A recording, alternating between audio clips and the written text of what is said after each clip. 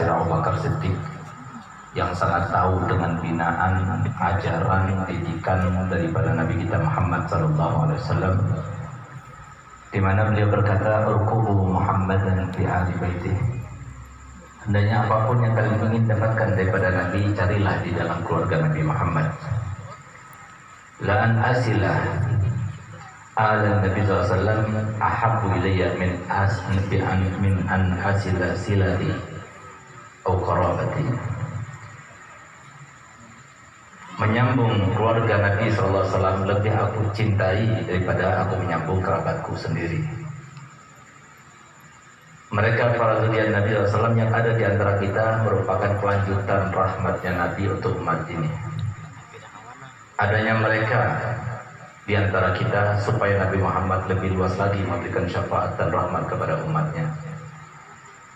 Sehingga ada sebab untuk kita bisa dekat kepada Muhammad dengan mencintai mereka, dengan berbuat baik kepada mereka, dengan menghormati mereka, dengan memuliakan mereka. Sehingga pantas kata Nabi Muhammad SAW, "Awwalu man yashrabu min haudi yawmal qiyamah ahlu baiti, summa man ahabbahum minal arab, summa man ahabbahum minal ajam." Yang artinya, pertama kali yang akan meminum daripada telaga Al-Kautsarku adalah keluargaku. Lalu kemudian mereka yang mencintai keluargaku dari kalangan orang Arab, kemudian mereka mencintai keluargaku daripada kalangan orang Ajam. Yang di dalam mencintai mereka, berkata Imam Ibn Hajar, bahwasanya kita akan mendapatkan 3 keutamaan di dunia. Yang pertama akan berkah harta kita, yang kedua akan bahagia hidup kita, dan yang ketiga kita akan meninggal dunia dalam keadaan husnul khatimah. Semoga kita seberata termasuk mencintai para habaib, sehingga kita termasuk yang berada dalam hati Nabi Muhammad, dan kita mendapatkan syafaat Nabi Muhammad, dan kita merasa gembira dan bahagia kelak bersama Nabi Muhammad. Amin amin ya rabbal alamin. Khususnya saya muliakan Habib Mustafa Uftem dan Habib Hamid Habsyi, Habib Fahmi Asegaf, Fahmi Al-Kaf, serta semua para hadirin. Mohon maaf saya tidak sebutkan satu persatu, namun tanpa mengurangi rasa hormat dan cinta kami kepada mereka semuanya. Yang sama-sama kita muliakan, kita hormati dan kita cintai para alim ulama, para penyambung lidah Nabi kita Muhammad SAW. Yang kalau bukan karena mereka kita tidak mengenal Nabi Muhammad. Kalau bukan karena mereka kita tidak mengenal syariat Nabi Muhammad. Kalau bukan karena mereka tidak ada sopan santun dan budi pekerti di antara kita, sehingga tidak ada lagi anak yang menghormat orang tua yang menyayangi anak-anaknya. Begitu pula tidak ada lagi anak muda yang menghormat kepada yang lebih tua usianya. Mereka yang disebut oleh Nabi SAW adalah komunitas yang tidak tertandingi pahala dan anugerah Allah kepada mereka. Kalau kita ingin tahu bagaimana keutamaan para ulama, maka dengarlah apa yang disampaikan Nabi Muhammad SAW dalam hadisnya, "Mathalul alim wal abid kamathali wa adnas sahabi." Keutamaan fadlul alim ala abid kafadli ala adnakum. Keutamaan orang alim itu di atas ahli ibadah. Padahal ahli ibadah itu tidak sah ibadahnya kalau tanpa ilmu. Tapi bukan orang alim, tapi dia tidak mengajar, tapi dia tidak punya pesantren. Itu keutamaan orang alim yang mengajar, yang menulis, yang berdakwah, yang punya pesantren di atas ahli ibadah. Itu seperti keutamanya Nabi Muhammad dengan paling rendahnya sahabat Nabi. Kata ulama, jangankan Nabi Muhammad dibandingkan dengan paling rendahnya sahabat Nabi. Ambil misalnya paling abdulnya sahabat Nabi, itu Sayyidina Abu Bakar Siddiq radhiyallahu anhu warḍah. Kalau seumpama kita lipat gandakan Sayyidina Abu Bakar menjadi 1 juta kali lipatnya, apakah bisa menandingi keutamaan Nabi Muhammad? Jawabannya adalah tidak. Itulah para ulama. Ulama yang dikatakan oleh Sayyidina Abdullah bin Abbas menafsirkan ayat inna yarfa'illahu alladhina amanu minkum walladhina utul ilma darajat. Dikatakan antara derajat Nabi dengan derajat para ulama hanya 1 strip, Nabi lalu ulama. Antara derajat ulama dengan derajat ahli ibadah yang lainnya itu 700 strip. Padahal antara satu derajat dengan derajat berikutnya memerlukan waktu perjalanan selama 500 tahun. Sehingga kalau seumpama ada di antara kita yang ingin menyamai keutamaan ulama, pahala ulama, anugerah yang didapatkan oleh para ulama, maghfirah yang Allah turunkan kepada mereka, maka kita memerlukan waktu selama 350.000 tahun baru kita bisa menyamai mereka.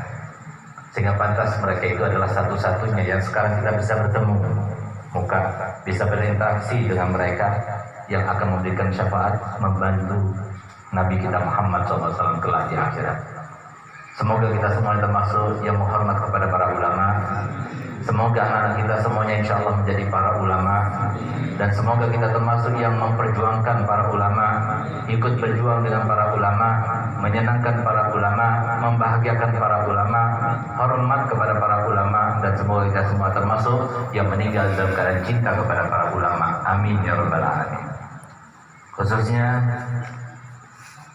Sahibul Ma'had, Guru Haji Mahlan dan Guru Haji Masroni, serta Guru Murti, Guru Ainur Ridha, Guru Hussein, dan guru-guru semuanya. Mohon maaf saya tidak sebutkan satu persatu, belum hafal dengan ngarang sidin-sidin seberataan, mohon maaf. Tanpa mengurangi rasa hormat dan cinta kami kepada mereka semuanya. Tapi kita doakan semoga mereka semuanya panjang umurnya, sehat badannya, dimudahkan segala urusannya, ditambah semangat dakwah dan mengajarnya, serta ibadahnya. Dan semoga Allah menambah cinta Nabi-Nya kepada mereka semuanya. Sebelum mereka meninggal bermimpi Nabi-Nya SAW. Dan semoga ketika mereka meninggal dijemput langsung oleh Nabi SAW. Dan akhirnya nanti setelah mereka meninggal berkumpul bersama Nabi Muhammad SAW. Amin, amin, ya rabbal alamin. Saudara-saudara kami kaum muslimin, kaum muslimat rahimakumullah. Alhamdulillah pada malam ini kita telah mendapatkan anugerah dari Allah Ta'ala yang paling besar, yaitu taufik Allah. Dengan taufik inilah alhamdulillah kita semuanya mau datang ke pondok pesantren. Dengan taufik inilah alhamdulillah kita mau bertemu dengan para ulama. Dengan taufik inilah alhamdulillah kita mau untuk berselawatan, membaca maulid, asyraf qalan tadi. Dengan berkat taufik inilah juga kita alhamdulillah mau mendengarkan tausiah yang insyaallah berguna dan bermanfaat untuk kita semuanya. Dan dengan berkat salawat inilah, berkat taufik inilah kita bisa bersalawat kepada Nabi Muhammad SAW. Semoga taufik yang Allah berikan kepada kita berkesinambungan sampai akhir hayat nanti. Amin. Disertai dengan umur panjang, sehat badan, dimudahkan segala urusan. Amin ya rabbal alamin. Amin. Kita semuanya berkumpul mengadakan perayaan peringatan hari kelahiran Nabi Muhammad SAW. Itu adalah untuk mengungkapkan rasa bangga kita, rasa senang gembira kita kepada Nabi kita Muhammad SAW. Karena memang kita mempunyai anugerah yang sangat besar.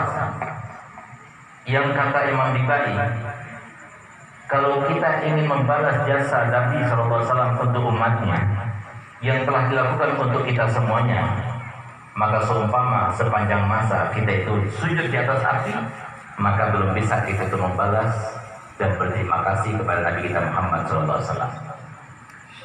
Dan nikmat yang paling besar yang tidak didapatkan bahkan oleh para Nabi dan Rasul adalah nikmat kita sebagai umatnya Nabi Muhammad. Umat yang paling pendek posturnya. Bayangkan Nabi Adam ketika diturunkan tingginya itu 30 ziro, berarti 60 meter, lebarnya 7 meter setengah. Sekarang tinggal berapa meter? Paling pendek umurnya Sayyidina Nuh alaihissalam 1050, Nabi Adam lebih daripada 1000. Nabi-nabi yang lainnya juga seperti itu, tapi Nabi Muhammad umurnya sudah dipastikan oleh Nabi Muhammad. Umur kalian antara 60 sampai 70. Jadi kalau sudah mendekati 60-70 siap-siaplah. Artinya apa? Kebanyakan apa yang disampaikan Nabi Muhammad itu tepat. Jadi kalau semua ada yang enggak seperti itu, ya tinggal 1, 2, sampai 10. Yang sampai 70 lebih. Jadi kebanyakan tidak sampai. Artinya harus siap-siap kita. Paling pendek umurnya, paling lemah badannya. Bayangkan orang dahulu, mereka kaum Lut dan kaum Ad itu dari saking kuatnya badan mereka. Itu namanya gunung itu dibuat seperti dibentuk sebagai rumah, itu bisa dengan tangan mereka tanpa alat. Dari saking kuatnya. Tapi manusia, umatnya Nabi Muhammad sangat lemah. Tapi walaupun demikian, kita harus bangga, kita harus gembira, kita harus bahagia, bahkan kita harus merasa mendapatkan anugerah lebih daripada anugerah kita dapat uang 1 triliun. Lebih daripada anugerah kita dapat uang, dapat mobil berupa Alphard dan sebagainya. Lebih, kenapa? Karena anugerah yang kita dapatkan itu sampai dicemburui, bahkan diiringi, bahkan diminta oleh nabi-nabi yang lainnya. Bukan hanya umat, tapi nabi-nabi yang lainnya itu meminta dan memohon supaya jadi umat dari Muhammad. Kita nggak pernah mohon, kita nggak pernah meminta, kita bahkan nggak pernah berangan-angan tiba-tiba nongol begitu saja keluar daripada rahim ibu kita sebagai umat dari Muhammad. Umat yang terkasihi, umat yang tersayangi, umat yang paling mudah Allah berikan syariat, umat yang paling banyak perhatian yang Allah dan nabinya kepadanya, umat yang dikatakan oleh nabinya yang begitu masih umatnya, antum haddi min bainil umam wa ana haddukum min bainil anbiya. Kalian adalah kebanggaanku di antara umat-umat yang lainnya. Aku lebih bangga kepada kalian, sebagaimana nanti di akhirat kalian akan bangga kepada aku melebihi daripada para nabi-nabi yang lainnya. Suatu waktu Nabi kita Muhammad SAW keluar dari rumahnya yang berdempetan dengan masjidnya. Tiba-tiba beliau melihat para sahabat berkelompok-kelompok berdiskusi, entah apa yang mereka diskusikan. Nabi bertanya, apa yang kalian katakan? Apakah yang kalian diskusikan? Ya Rasulullah, kami sedang membicarakan siapa yang paling utama di antara nabi. Ada yang mengatakan Nabi Adam, ada yang mengatakan Nabi Nuh, ada yang mengatakan Nabi Musa, sampai ada yang mengatakan Nabi Isa. Apa kata Nabi Muhammad? Benar apa yang kalian katakan. Sungguh benar apa yang kalian katakan. Tapi dengarkan, Adam pemandunahu tahta liwa'i yaumil qiyamah. Adam dan seluruh para nabi, seluruh para rasul, dari Nabi Adam sampai sebelumnya nanti, semuanya nabi yang berjumlah 124 nabi dan 313 rasul, semuanya di bawah benderanya Nabi Muhammad. Nabi Muhammad yang paling depan. Sehingga kita bangga dengan Nabi Muhammad. Bahkan tidak ada satu umat pun yang punya label sebagai umatnya fulan, umatnya Nabi Musa, umatnya Nabi Nuh, umatnya Nabi Syis, umatnya Nabi Idris. Tidak ada. Kecuali Nabi Muhammad, umatnya ada labelnya. Sehingga nanti kita menjadi artis 2 kali, menjadi sorotan 2 kali. Kenapa jadi sorotan? Yang pertama, ketika Allah Ta'ala marah dan tidak pernah marah seperti marah ketika Allah Ta'ala berada di padang mahsyar. Ketika semuanya dibangkitkan, ternyata yang membangkangnya lebih banyak, ternyata yang kafir kepadanya lebih banyak, ternyata yang tidak mengikuti perintahnya lebih banyak. Sehingga kemudian para nabi disejajarkan semuanya, dipanggil oleh Allah Ta'ala. Hai para nabi, hai para rasul, sudahkah kau sampaikan amanat yang sudah aku mandatkan kepada kalian semuanya? Mereka mengatakan, ya Rabb, engkau lebih tahu, kami sudah sampaikan. Di saat mereka mengatakan demikian, umatnya mengatakan, tidak ya Rabb, tidak, mereka tidak menyampaikan kepada kami. Maka mereka menyanggah mengatakan, iya ya Rabb, engkau lebih tahu dan kami sudah menyampaikan. Kalau memang benar apa yang kalian katakan, siapa buktinya? Mereka serta mengatakan umatnya Nabi Muhammad. Sehingga kita semua dilirik semua orang. Kenapa? Kita semua serentak berkata, nggak cukup satu, semuanya berkata, semuanya bersaksi, benar. Nabi Adam telah menyampaikan risalahnya, Nabi Nuh telah menyampaikan risalahnya, Nabi Idris telah menyampaikan risalahnya. Semua Nabi disebutkan oleh kita, semuanya nyebut. Kenapa? Kita semuanya menjadi saksi. Berkat siapa? Nabi Muhammad. Ditambah lagi, semua umat posturnya sama, bentuknya sama, tidak ada yang beda. Kecuali umat Nabi Muhammad beda. Kenapa? Karena doanya Nabi Muhammad, karena usaha Nabi Muhammad, karena upaya Nabi Muhammad, karena kita semuanya dicintai oleh Nabi Muhammad. Sehingga kita diusahakan Nabi Muhammad, diupayakan yang terbaik untuk kita. Sehingga apa kata Nabi Muhammad? Ya Rabb, nanti kalau semua aku di padang mahsyar, umat begitu banyak, bagaimana aku mengenali umatku? Sedangkan umat itu banyak yang aku bangkitkan pada saat itu. Karena berkat permintaannya Nabi Muhammad, maka kata Allah Ta'ala, umatmu beda dengan yang lainnya. Dari tempat anggota utuhnya akan terpancar cahaya. Berkatnya siapa? Nabi Muhammad. Lalu pergi lagi kita ke surga. Di surga terpampang bertulis di situ, anti haram, kamu haram dimasuki oleh siapapun juga, sampai Nabi Muhammad dulu yang masuk. Dan anti haram tidak boleh dimasuki umat siapapun kecuali sampai umatnya Nabi Muhammad dulu yang masuk. Umat yang terakhir, tapi umat dulu yang masuk surga adalah umatnya Nabi Muhammad. Di akramir rusuli kunna akramal, bukan karena kitanya, bukan karena bapak kita, bukan karena guru kita, tidak, tapi karena Nabi kita Muhammad SAW. Subhanallah, tidak ada Nabi yang sayang pada umatnya seperti Nabi kita Muhammad. Tidak ada. Apapun yang kita lakukan sekarang ini, kita sedekah, membantu, bikin maulid dan sebagainya. Katanya Imam Jibai, kalau seumpama engkau membikin maulid setiap jam, bukan setiap hari, setiap jam bikin maulid kepada Nabi Muhammad untuk membalas jasa Nabi, tidak ada makanya. Karena itu sahabat Nabi Muhammad itu sangat luar biasa. Bahkan lihat bagaimana Nabi Muhammad SAW itu berkorban untuk kita, bukan cuma dengan hartanya, tapi bahkan berkorban dengan nyawanya, berkorban juga dengan kesempatannya. Harusnya Nabi Muhammad itu kalau mau nggak pikirkan umatnya, beliau itu menjadi nabi yang paling kaya, lebih daripada Nabi Sulaiman. Nabi yang lebih berkuasa, lebih daripada Nabi Sulaiman. Karena apa? Semuanya alam semesta ini diciptakan karena apa? Karena Nabi Muhammad. Lola kayak Muhammad mauqila kita afqar. Ma khuliqatil aflaq. Kalau bukan karena engkau wahai Muhammad, maka alam semesta ini tidak tercipta. Semua diciptakan, Nabi Adam diciptakan karena Nabi Muhammad. Nabi-nabi semuanya diciptakan karena Nabi Muhammad. Bahkan semuanya Nabi tidak pernah ada seorang Nabi pun tidak ada yang tertinggal kecuali pernah bertawasul dengan Nabi Muhammad. Alhamdulillah, kita menjadi umat Nabi Muhammad. Sehingga subhanallah, ada sebuah pertanyaan. Kalau memang Nabi Muhammad itu adalah manusia yang paling mulia, yang paling dimanja dan yang paling dicinta oleh Allah, tapi kenapa Nabi Muhammad sampai sulit untuk makan? Bahkan orang Barat itu dengan kejamnya dan bengisnya, mereka mau buat penelitian dalam diri Nabi Muhammad sehingga dia itu mendapatkan seakan-akan ini adalah celah bagi Nabi Muhammad untuk menjelekkan Nabi Muhammad. Apa kata orang Barat?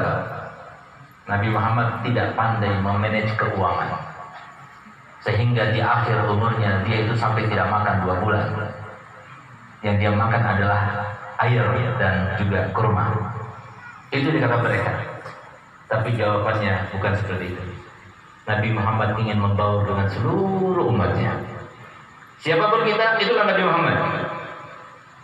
Kalau kamu menjadi orang kaya, Nabi Muhammad pernah jadi orang kaya. Kalau kamu pernah menjadi pejabat, Nabi Muhammad juga pejabat. Kalau kamu sebagai seorang pemberani, Nabi Muhammad paling pemberani. Kalau kita bersifatkan dengan sifat berkorban untuk umatnya, sampai suatu waktu subhanallah, dia bagaimana Nabi kita Muhammad.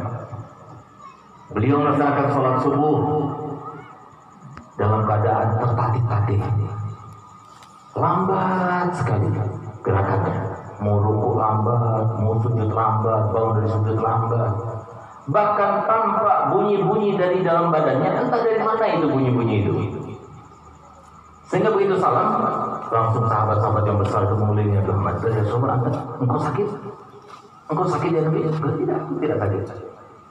Tapi kami melihat gerakanmu sangat lambat, sangat mengkhawatirkan mereka, sangat mengkhawatirkan kalau Nabi sendiri itu, sangat mengkhawatirkan, apalagi sampai Nabi menangis dengan mata. Mereka sangat khawatir. Setiap kali mereka itu melihat Nabi Muhammad dalam keadaan bingung, dalam keadaan sedih wajahnya, apalagi sampai mereka dengan mata. Semua sahabat langsung dengan spontan mengatakan, fidaka abi wa ummi tsumma nafsi ya Rasulullah. Tebusanmu wahai Nabi adalah diriku, nyawa kedua orang tuaku adalah tebusanmu ya Rasul. Apa itu jadi? Aku lihat gerakanmu lambat. Bahkan kami mendengar ada suara bunyi-bunyi, entah dari mana itu berasal. Maka kemudian Nabi Muhammad berdiri, kemudian mengeluarkan 3 batu yang ditaruh di perutnya. Kenapa Rasulullah letakkan 3 batu itu? Apa jawabannya? Untuk mengganjal rasa lapar perutku. Karena perutku ini belum termasuk dalam makanan sudah 3 hari 3 malam. Menjerit sahabat Nabi, ya Rasulullah, fidaka abi wa ummi tsumma nafsi, kenapa kau tidak kasih tahu kepada kami kalau di dalam rumahmu dan rumah istrimu tidak ada makanan? Demi Allah, kalau seumpama kau beritahu kepada kami, maka pasti kami akan mengutamakan engkau. Lebih baik kami yang tidak makan daripada engkau yang tidak makan. Apa kata Nabi Muhammad?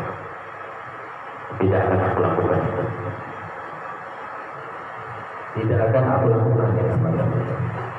Biarkan apa yang terjadi pada diri ini aku anggap sebagai hadiah daripada Allah Ta'ala, dengan harapan tidak ada satu orang pun daripada umatku yang tidak bisa makan sampai 3 hari 3 malam.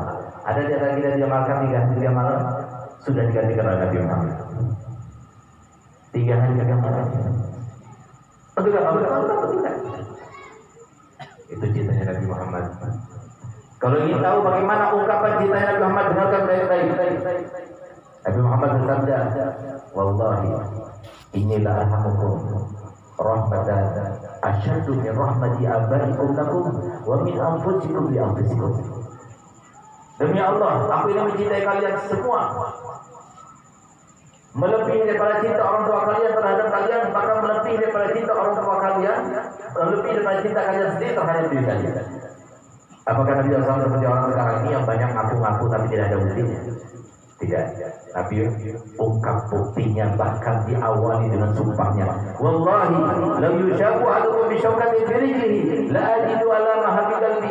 Demi Allah, kalau seumpama kaki kalian terkena duri sakit, bukan? Demi Allah, aku juga rasakan sakitnya dalam hati. Ada di antara kita yang ketika kakinya terkena duri, orang tua kita menjerit juga karena kesakitan. Suami kita, istri kita menjerit juga karena kesakitan. Kerabat kita, saudara kita, mitra kerja kita menjerit juga karena kesakitan. Tidak ada dari Nabi kita Muhammad. Itu sayangnya Nabi Muhammad, cinta dan Allah kepada kita. Cuma bagaimana kita pada Muhammad? Apa yang akan kita balas kepada Nabi Muhammad? Bagaimana kita menyikapi cintanya Nabi Muhammad? Apakah kita sudah benar-benar menerapkan cinta kepada Muhammad? Yang jikalau kita semuanya ditanya, apakah kalian cinta pada Muhammad? Jawabannya apa? Cinta apa tidak pada Muhammad? Semuanya aku cinta. Mana buktinya? Sudahkah kita melakukan seperti yang dilakukan oleh Abdullah bin Umar, seorang alim di zamannya yang hidup di kota Baghdad? Dia orang alim juga, orang kaya juga. Pemasukannya setiap hari itu 1.000 dinar, padahal kewajiban zakat cuma 20 dinar. Jadi sekitar 2,5 miliar satu harinya. Tapi sepanjang tahun tidak pernah kena zakat. Kenapa? Tidak pernah sampai nisab, dikeluarkan. 200 ulama yang hidup di kota Baghdad semuanya ditanggung, dari mulai rumahnya, makannya, kendaraannya, semua ditanggung oleh dia. Ya mesti ada kayak begitu. Setiap orang alim dibelikan Alphard, rumahnya dibelikan, makannya sebulan sampai setahun ditanggung. Ada. Ini beliau menanggung 200. Lebih daripada itu, beliau telah menghajikan untuk Nabi Muhammad sebanyak 1.000 kali haji. 25 kali haji dia sendiri yang melaksanakan. Selebihnya dia menyewa orang untuk menghajikan Nabi Muhammad SAW. Berapa kali kita haji? Berapa kali kita umrah dari Muhammad? Apakah sepadan? Apakah kita sudah melaksanakan seperti yang dilakukan oleh Sayyidina Bagi Muqaddam, Habib Abdullah Al-Haddad, Sabir Ratib, begitu pula Sayyidina Ali Zainal Abidin, dan juga Ahmad Al-Badawi, Sayyidina Ahmad Al-Rifai, yang mereka itu setiap hari sholat sunnahnya itu 1.000 rakaat. Untuk apa? Karena dasar cintanya kepada Muhammad. Karena dia itu sangat cinta kepada Muhammad, takut sampai derajatnya itu jauh daripada Muhammad. Dan bagaimana? Ya dikatakan oleh Sayyidina sahabat Nabi, di mana sahabat Nabi ini adalah sahabat yang biasanya duduk di ahli sufah. Suatu waktu, kalau sudah malam hari mereka menuju rumah Nabi, tidur berserakan di samping rumahnya Nabi. Suatu kali ada musuh yang datang, sehingga Pak dia tahu dan dia terjaga Nabi setiap malam.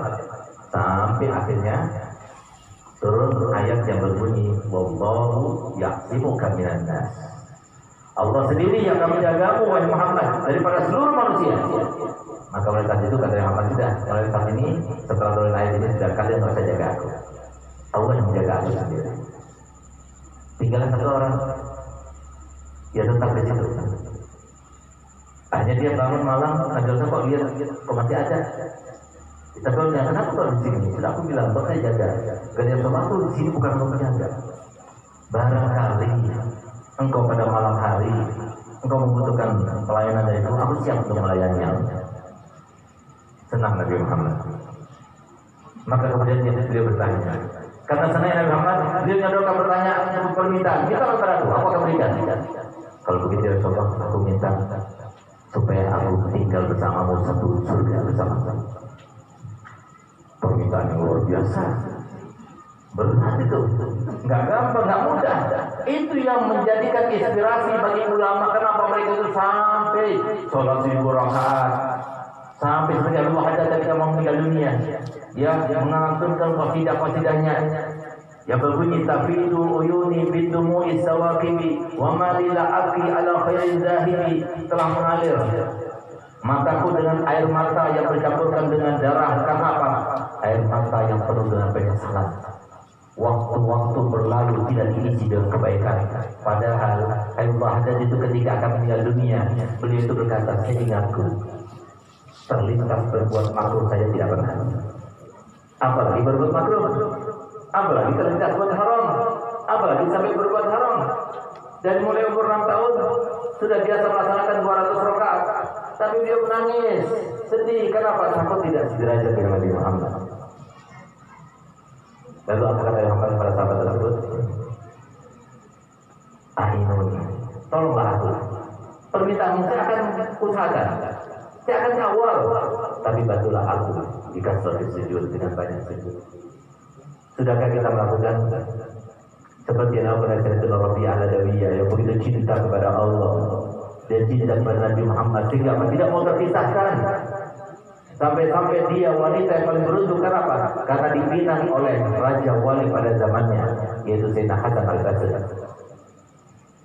Dipinang oleh rajanya wali, orang alim, orang soleh, wali, kutub, kaya, ganteng, bungas.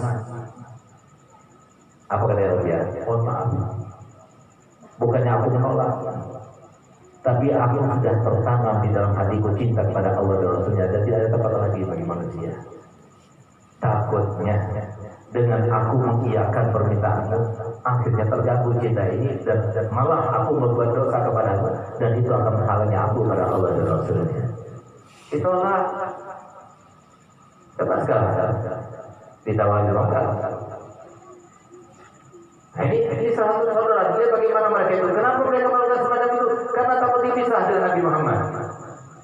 Syekh Abu Bakar bin Salim, datunya habaib dari golongan Al-Bin Salim, datunya Habib Husain Al-Haddar, datunya Habib apa lagi? Ridho Al-Bahar. Ini datunya beliau ini 40 tahun lamanya. Datunya beliau ini nggak pernah sholat subuh kecuali dengan wudunya sholat isya. Apa maksudnya? Nggak tidur.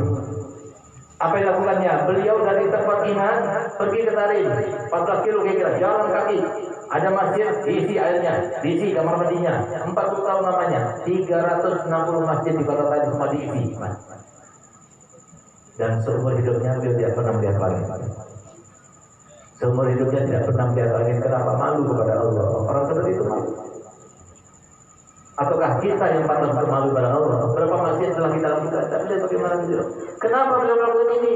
Karena beliau terkiyang-kiyang kata-kata Nabi, Ainuni, bantu aku. Semuanya aku akan usahakan untuk bersama aku, tapi bantu aku. Takutnya mereka itu bukan termasuk saja.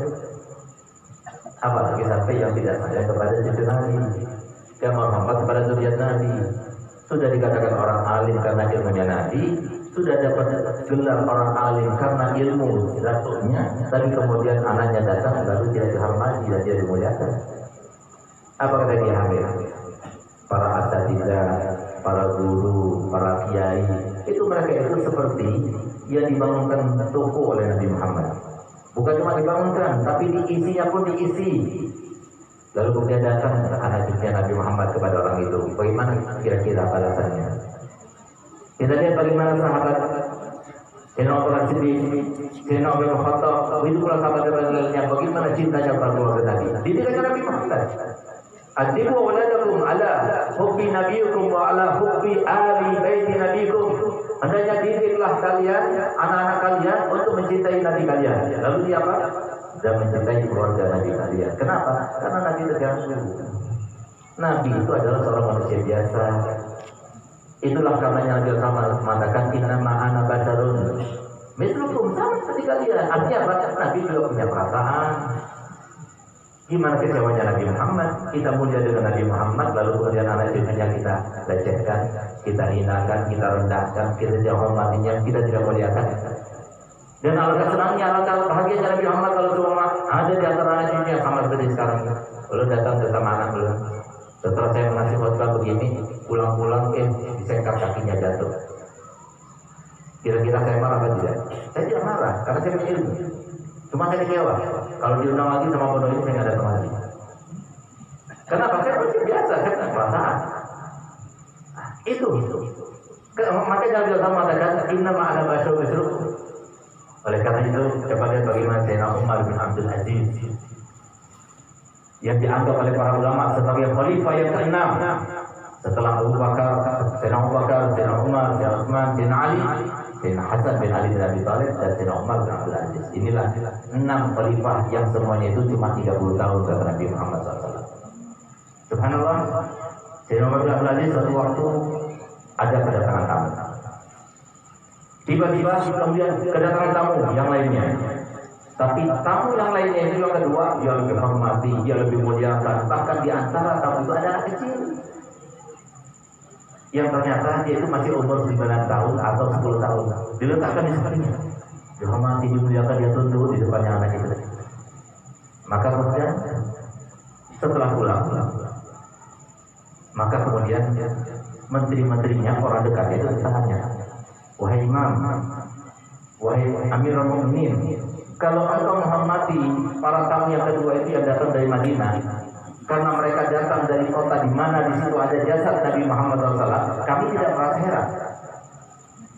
Tapi engkau lebih mendahulukan anak kecil itu, engkau lebih memuliakan dia, bahkan kalau lebih berikan hadiah lebih banyak daripada yang dewasa itu sangat mengherankan kepada kami. Apa kata Sayyidina Umar bin Abdul Aziz? Kamu tidak tahu siapa anak kecil tadi? Tidak, dia adalah Muhammad bin Ja'far Shadiq, bin Muhammad Al-Baqir, bin Ali bin Abidin, bin Husain, bin Fatimah binti Rasul sallallahu alaihi wasallam.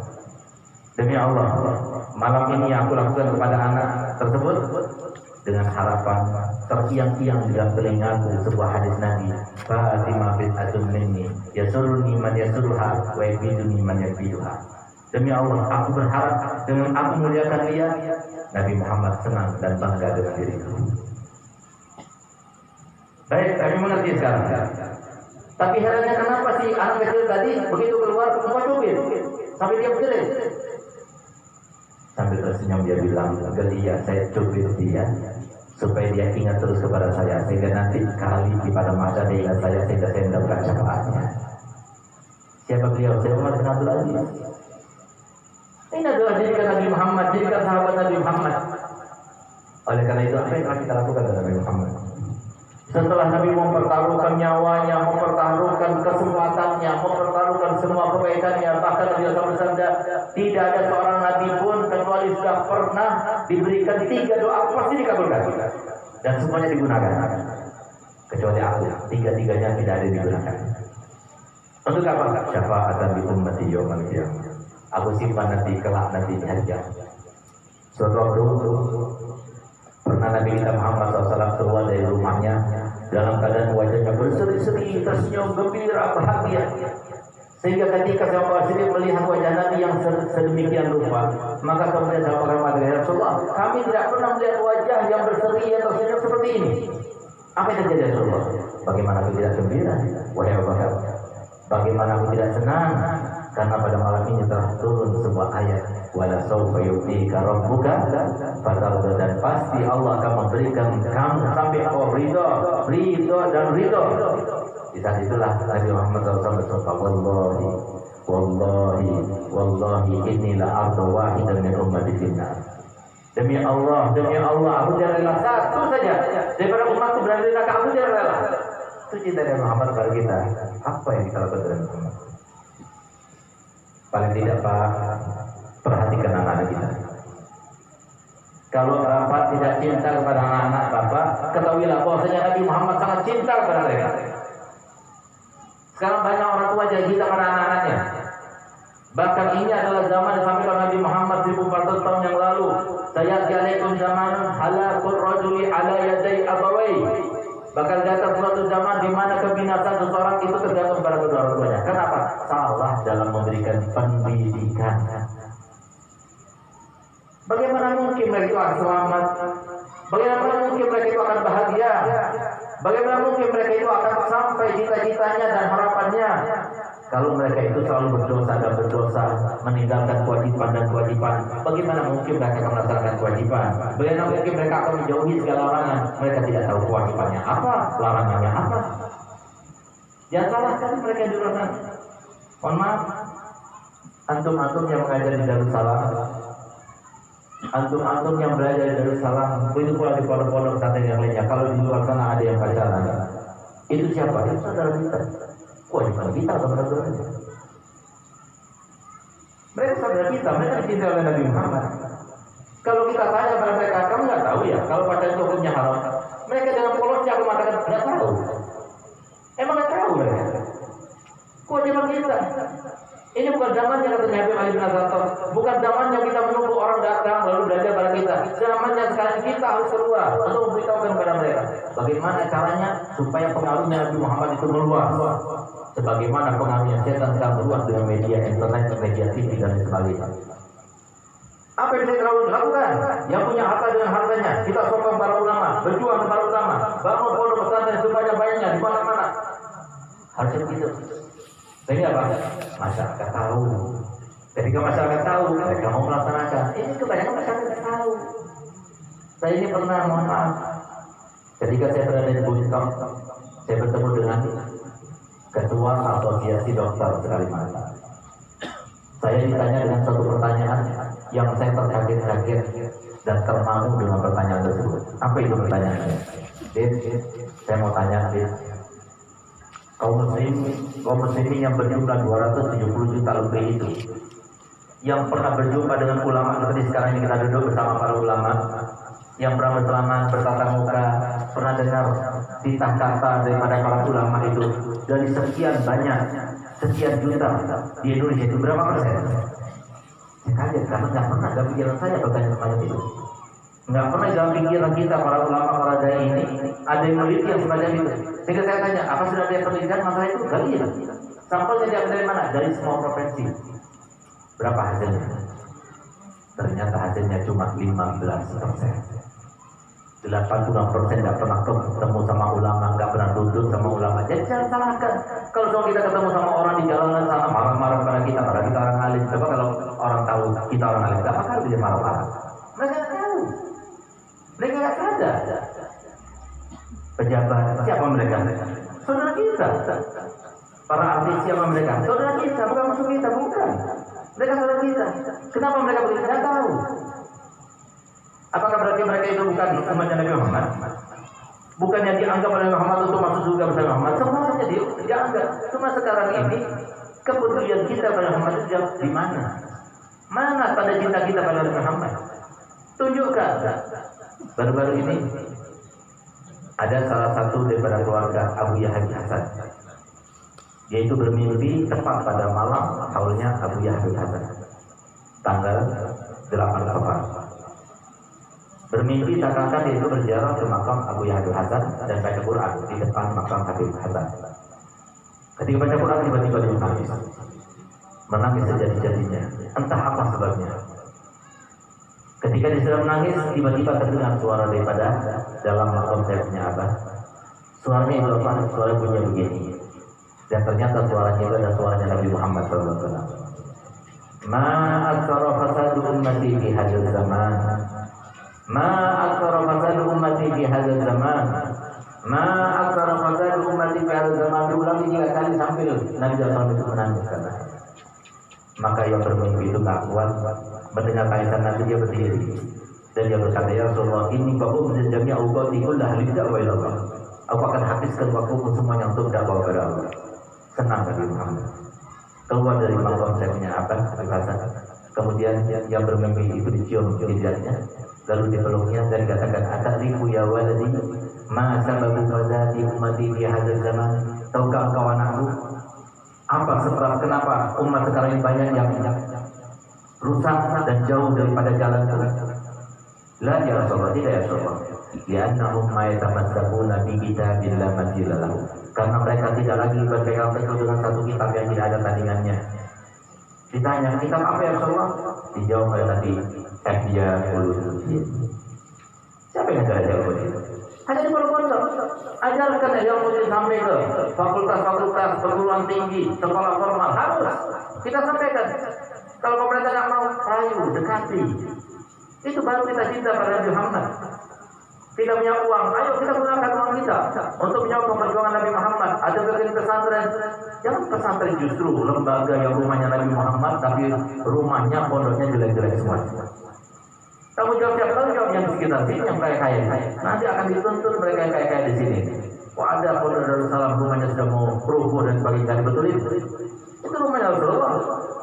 Rumah untuk berjuang untuk Nabi Muhammad. Ada orang mau bangun pesantren, bantu, ini kesempatan. Sudah kita itu sudah masuk dalam dunia, kurang ibadah kita, banyak maksiat kita, enggak cari backingan, seorang guru, seorang habib, paling tidak dengan kita itu berada dalam hatinya, nanti di akhirat kita diingatnya dan kita diselamatkannya. Oleh karena ayo Pak, bersyukur pada Allah yang punya anak di pesantren. Kalau bukan karena Allah, enggak mungkin anak bapak ada di pesantren. Tanya di luar sana, banyak begitu ditawakal pesantren, ngapain di pesantren? Mau jadi apa nanti? Itu sudah terbenam, terpancap di dalam hati mereka sekarang ini. Siapa yang sedih? Nabi Muhammad. Tunjuk kepada mereka, gini loh akhlaknya umat Nabi Muhammad. Tunjuk kepada mereka bagaimana santri itu.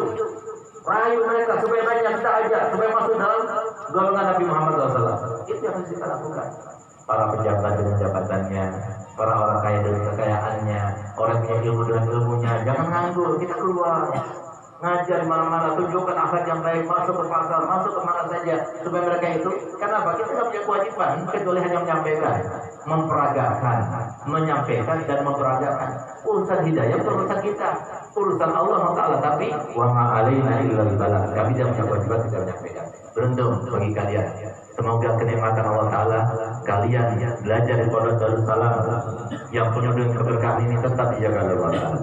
Sampai kalian menjadi orang alim yang bisa membanggakan Nabi Muhammad, yang bisa menjadi pejuang-pejuang Nabi Muhammad, yang bisa menggembirakan Nabi Muhammad, yang bisa bahagiakan Nabi Muhammad, sehingga menjadi kalian salah satu tentara Nabi Muhammad, dan akhirnya memberikan syafaat sebanyak-banyaknya kepada umat Nabi Muhammad.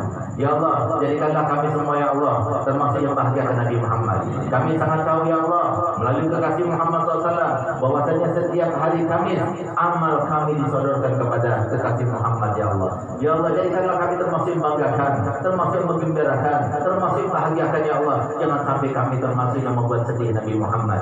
Karena banyak amal-amal kami yang tidak baik. Berapa banyak di antara kami yang dituntut untuk jadi istri yang solihah, tapi kami tidak menjadi istri yang solihah. Berapa banyak di antara kami para suami yang harusnya menjadi imam yang soleh bagi keluarganya, tapi tidak memberikan keteladanan yang baik kepada keluarganya. Berapa banyak di antara kami anak-anak yang dituntut oleh Nabi SAW untuk menjadi anak yang berbakti orang tuanya, tapi banyak di antara kami yang bahkan menjadi orang yang durhaka pada tuanya. Ya Allah, kami sekarang datang untuk mengenang, untuk memperingati, untuk ikut turut berbahagia dengan hari kelahiran Nabi Muhammad SAW. Ya Allah, jadikanlah keadaan kami tidak baik, berubah menjadi yang lebih baik. Ya Allah, jadikanlah keadaan kami yang begitu cinta pada dunia, jadikanlah kami sangat cinta pada Allah dan Rasulnya, sedangkan dunia berada di tangan kami. Ya Allah, berikanlah kami dunia yang banyak, yang melimpah, tapi di tangan kami tidak ada di dalam hati kami, dan nanti di akhirat tidak ada hisabnya ya Allah, dan berguna bagi perjuangan Nabi Muhammad SAW. Rabbana atina fid dunya hasanah, wa fil akhirati hasanah, wa qina adzabannar. Wa sallallahu ala sayyidina Muhammadin wa ala alihi wasallam. Alhamdulillahirabbil alamin. Sebelum saya tutup, saya akan berikan ijazah kenang-kenangan salawat al-busyra, di mana Nabi kita Muhammad SAW sangat tahu kali ya dengan mutu iman dan takwa umat sekarang ini. Dulu orang tua kita, dulu guru kita, kalau mereka itu bertarikat beriadah, itu banyak dari mereka itu bahkan setiap malam atau malam Jumat sekali atau 40 hari setiap malamnya membaca Yasin sebanyak 41 kali. Sekarang mana yang tidak mau? Kalau seumpama ini diumumkan para hadirin hadirat semuanya, jangan beranjak ya, sekali lagi kita baca Yasin 41 kali. Kira-kira gimana? Nabi tahu kita bukan orang-orangnya lagi seperti itu, tapi lihat bagaimana rasanya Nabi Muhammad, kasih sayangnya Nabi Muhammad. Ada salah satu daripada anak Abu Yazid Hasan bermimpi pada tahun 2016, tepatnya pada malam 10 Muharram, mimpi Nabi Muhammad dikasih salawat. Itu bangun Nabi Muhammad. Kata Nabi Muhammad, yang baca salawat ini sebanyak 41 kali sama seperti hajatnya. Baca Yasin sebanyak 41 kali dalam mengabulkan hajat, mudahkan urusan, melapangkan kesulitan, menghindarkan diri pada hal-hal yang takutkan maupun mengkhawatirkan. Sangat bicara. Kalau kita hafal 41, kita baca cuma 7 menit. Hadis tersebut, insya Allah enak, hati kita jembar, dapat rezekinya mudah, dan insya Allah langgeng rumah tangga dan sebagainya. Nah, saya akan ajarkan, kita akan baca sekali, antum ikuti semuanya, lalu kita akan baca 5 kali dengan adanya Jibril dulu, karena pada bulan Maulid yang lalu ada soleh melihat Nabi Muhammad SAW membaca salawat ini dengan nada Jibril dulu, dan Nabi SAW